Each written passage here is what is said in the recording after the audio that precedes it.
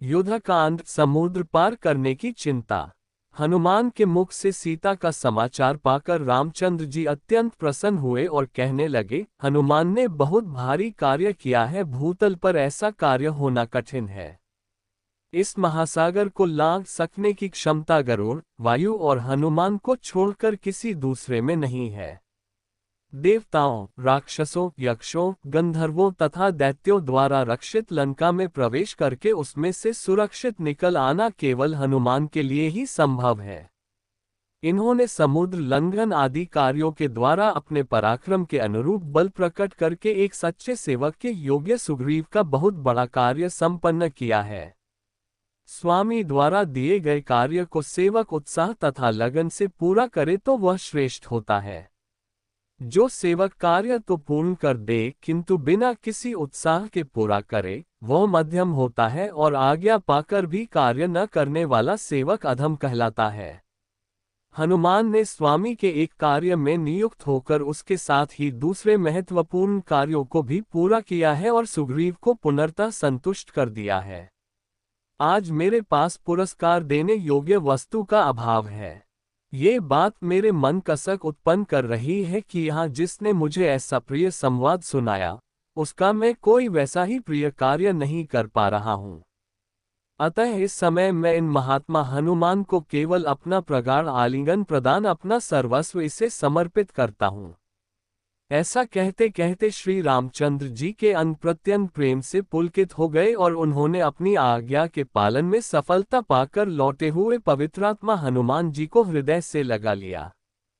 फिर थोड़ी देर तक विचार करके रामचंद्र जी ने सुग्रीव से कहा, हे वानरराज, जानकी की खोज का कार्य तो सुचारू रूप से संपन्न हो गया, किंतु समुद्र की दुस्तरता का विचार करके मेरे मन का उत्साह पुनः नष्ट हो रहा है।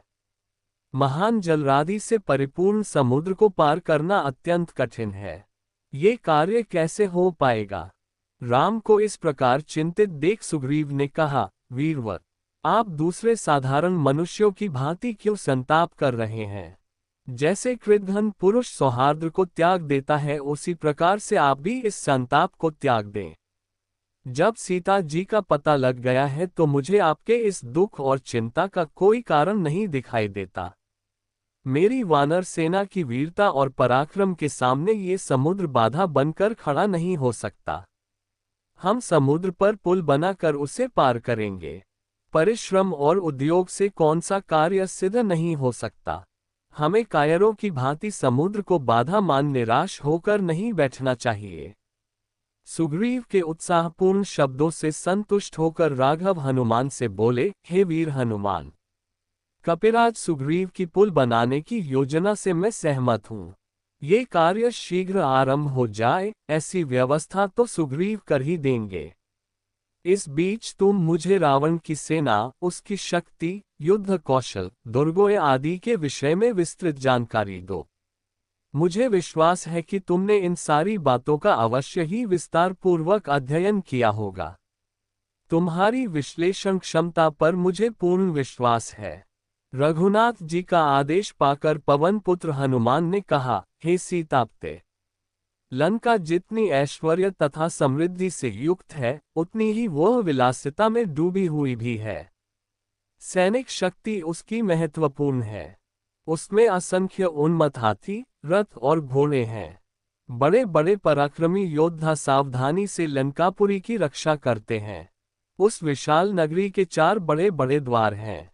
प्रत्येक द्वार पर ऐसे शक्तिशाली यंत्र लगे हुए हैं जो लाखों की संख्या में आक्रमण करने वाले शत्रु सैनिकों को भी द्वार से दूर रखने की क्षमता रखते हैं। इसके अतिरिक्त प्रत्येक द्वार पर अनेक बड़ी बड़ी शतघनी तोप रखी हुई हैं जो विशाल गोले छोड़कर अपनी अग्नि से समुद्र जैसी विशाल सेना को नष्ट करने की सामर्थ्य रखती है। लंका को और भी अधिक सुरक्षित रखने के लिए उसके चारों ओर अभेद्य स्वर्ण का परकोटा खींचा गया है। परकोटे के साथ साथ गहरी खायां खुदी हुई हैं जो अगाध जल से भरी हुई हैं। उस जल में नाकृ, मकर जैसे भयानक हिंसक जल जीव निवास करते हैं। परकोटे पर थोड़े थोड़े अंतर से बुर्ज बने हुए हैं। उन पर विभिन्न प्रकार के विचित्र किंतु शक्तिशाली यंत्र रखे हुए हैं। यदि किसी प्रकार से शत्रु के सैनिक परकोटे पर चढ़ने में सफल हो भी जाए तो ये यंत्र अपनी चमत्कारिक शक्ति से उन्हें खाई में धकेल देते हैं। लंका के पूर्वी द्वार पर 10 सहस्त्र पराक्रमी योद्धा शूल तथा खड्ग लिए सतर्कतापूर्वक पहरा देते हैं। दक्षिण द्वार पर 1,00,000 योद्धा अस्त्र शस्त्रों से सुसज्जित होकर सदैव सावधानी की मुद्रा में खड़े रहते हैं। उत्तर और पश्चिम के द्वारों पर भी सुरक्षा की ऐसी ही व्यवस्था है। इतना सब कुछ होते हुए भी आपकी कृपा से मैंने उनकी शक्ति काफी क्षीण कर दी है, क्योंकि जब रावण ने मेरी पूंछ में कपड़ा लपेटकर आग लगवा दी थी तो मैंने उसी जलती हुई पूंछ से लंका के दुर्गों को या तो समूल नष्ट कर दिया या उन्हें अपार क्षति पहुंचाई है। अनेक यंत्रों की दुर्दशा कर दी है और कई बड़े बड़े सेनापतियों को यमलोक भेज दिया है। अब तो केवल सागर पर सेतु बांधने की देर है, फिर तो राक्षसों का विनाश होते अधिक देर नहीं लगेगी।